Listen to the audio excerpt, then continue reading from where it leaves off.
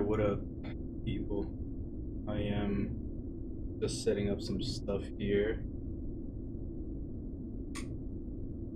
before we get started. Here. Okay.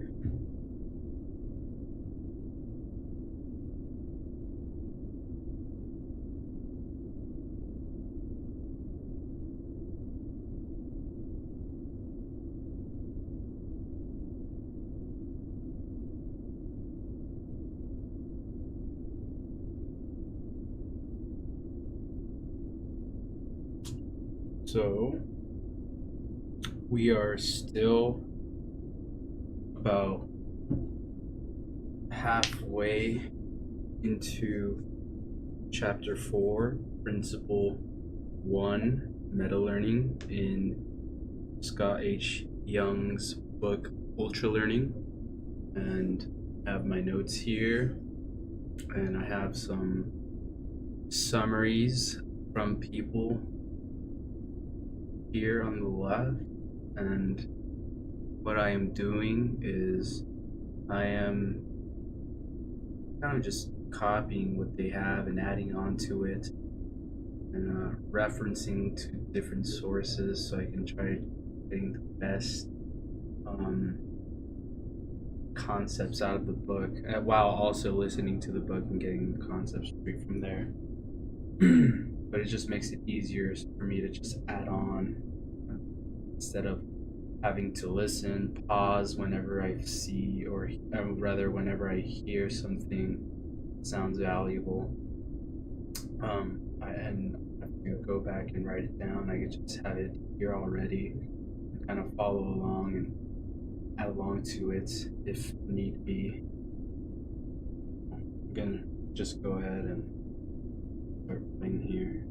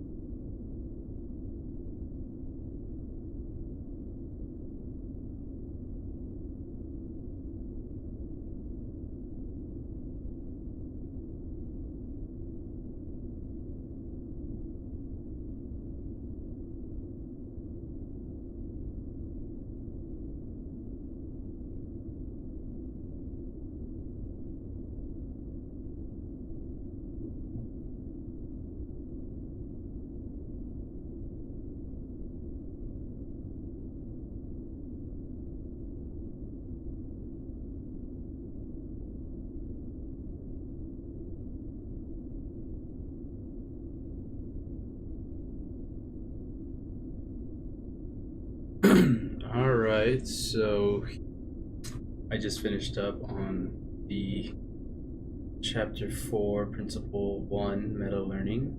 First, draw a map. So let me see if I could go through some of these things to kind of reiterate the ideas and concepts presented in it so that I could better understand whether or not I truly understand what I just listened to. So okay, let's start off with here. This one's pretty good. He got like pretty much most of the main point. So here we go. What is meta learning? Well, right here means learning about learning, such as how knowledge is structured and acquired within the subject. So it's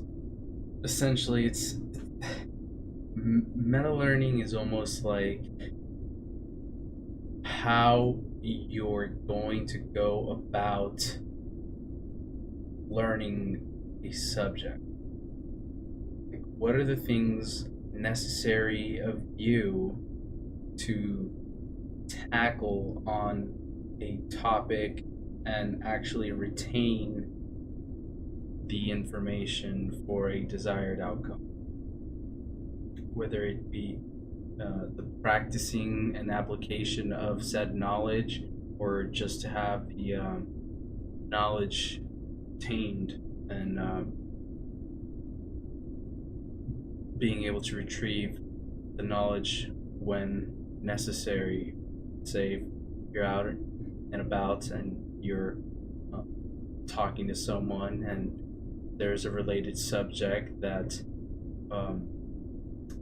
that you might have some information that you learned about, and well, you want to be able to retrieve that knowledge. So he explains that meta learning is a skill, thus something that can be improved upon. So even if you think that this isn't something that is not your cup of tea or you're not your strong suit, well, it's a skill. The more you practice it and apply to it, the more efficient and effective you'll become in that. Okay, let's go over this. People who speak other languages can pick up new languages more quickly. Also, people who study new languages are more familiar with language acquisition. So that goes back to the concept of he talked about when you're learning, Jung talked about when you are learning a subject like a language, you kind of start to see certain patterns, not necessarily in the language. Like, for instance, I know English and Spanish, they're rather similar in my opinion, but aside from that, say I was going to learn I don't know, Portuguese, which is kind of still similar, but anyways, there's certain patterns that help you understand how to pick up on that language quicker, and it's because there's a structure to learning something. And when you've already learned a different language, you kind of already picked up on that structure. You might not be privy to it at first, but once you start that third language, and it might start to make more sense to you because it's something that you're going to start seeing over and over again, and thus you'll become more conscious of it, and perhaps from that you'll be able to be more efficient and effective in your learning of the new language, and so forth, if you were to go on to learn a fourth language or fifth, sixth. So moving on, break down the meta learning you do for a specific project into 3 questions. So these are the three questions: the how, what, and why. So he didn't put it in that order. It kind of messed it up. It was more like this right here: the why, what, how. So starting with the why. Why are you motivated to learn this? So that is all going to vary from person to person. You might be motivated to learn a particular topic because you find it truly intriguing, and the curiosity within you pushes you and propels you to get a better understanding of said topic. Or you might want to learn a particular thing to acquire a skill that you can apply for your convenience, or perhaps even to obtain a job or a higher position in your current workplace. I don't know, it's gonna vary. So now moving on to what knowledge and abilities you'll need in order to be successful. So this is basically breaking down what it is that you'll need for you to succeed in truly grasping that information or skill. And then you have the how: resources, environment, and methods. And I'm gonna go on because we have some information on those here. The what: brainstorm format. So Jung talked about having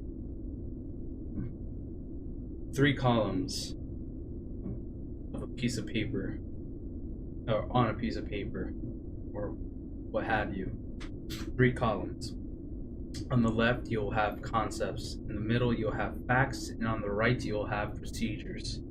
So on the left, you'll write down concepts that pertain to the topic that you're studying. And in the middle, facts that are associated with those concepts. To the right, procedures, things that you act on so that you can practice the maybe to practice the facts. Yeah, I think it's to practice the facts so that you can get a better understanding of where you are in understanding the concept. So let's move on to the other one. Do your research first. Determine if learning a topic is likely to have an effect you want to before you get started. So I think this might just be on the why. This might just be the why right here.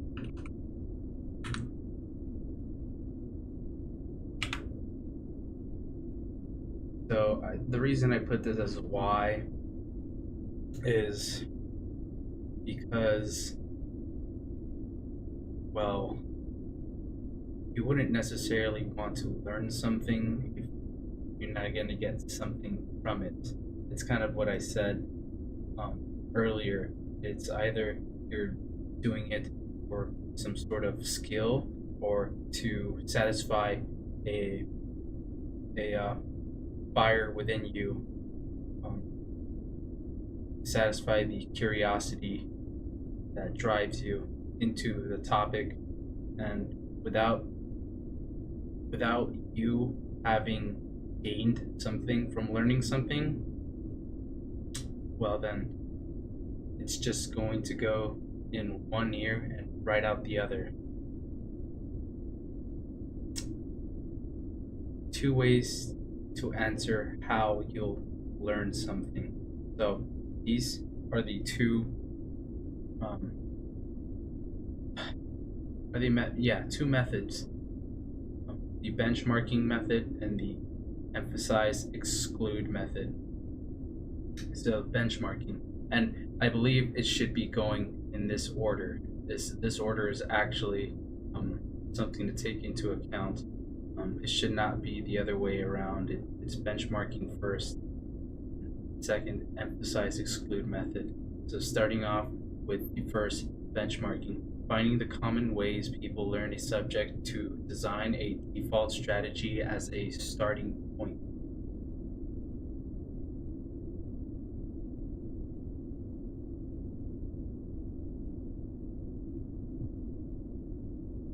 So this is, hold on, let me take this.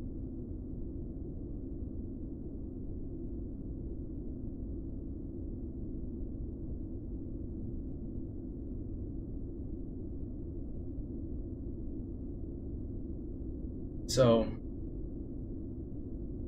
what this is figuring out how others have gone about structuring their path to learning a subject, taking all that information and creating a strategy from it. You might outright adopt their strategy, or you might have different references that you want to pick from.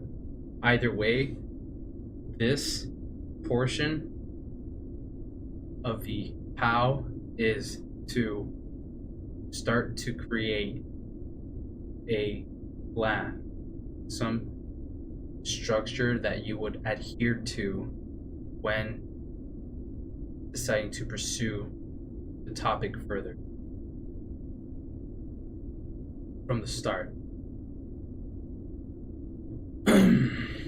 And secondly, emphasize exclude method, finding the areas most relevant to your learning goals and excluding those that aren't from your curriculum. Okay, so he had a great example. Young had a great example, which is, let's say you are trying to create an application online. So if you're trying to create an app, what you're going to focus on is more so on the programming of the app, the design, the programming. Those are all crucial to the existence of your goal, which is to create an app. Now, something that might not be crucial and necessary even is learning the computation behind programming, the science behind it. Like, that's truly not going to help you create your application.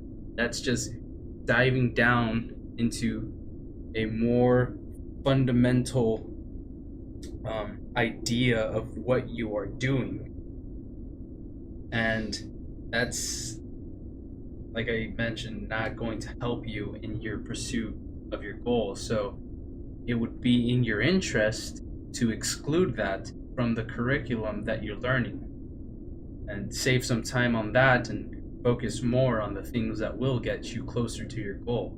And you know, if you're truly interested, because I find myself to be interested in many things, and knock yourself out, but know that if it isn't going to help you, well, then you are going to further prolong your goal, and that might be fine with you. So take it with a grain of salt.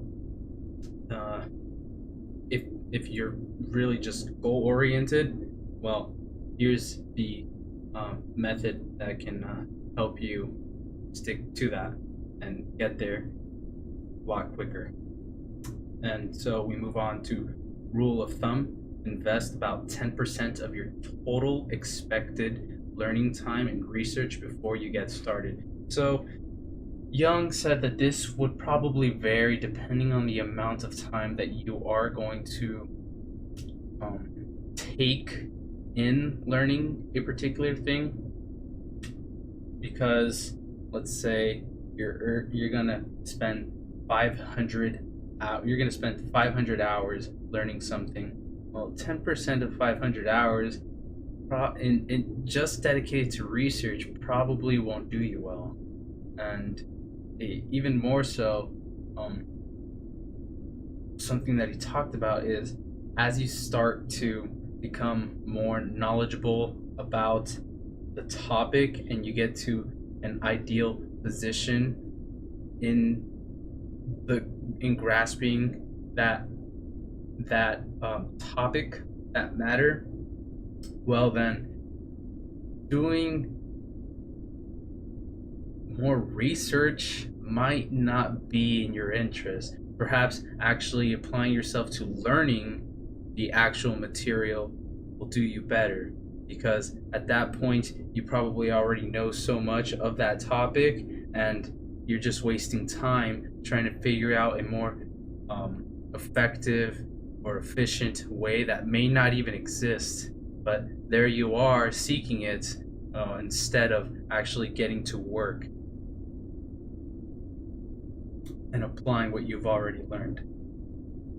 And the true benefits of meta learning are long term.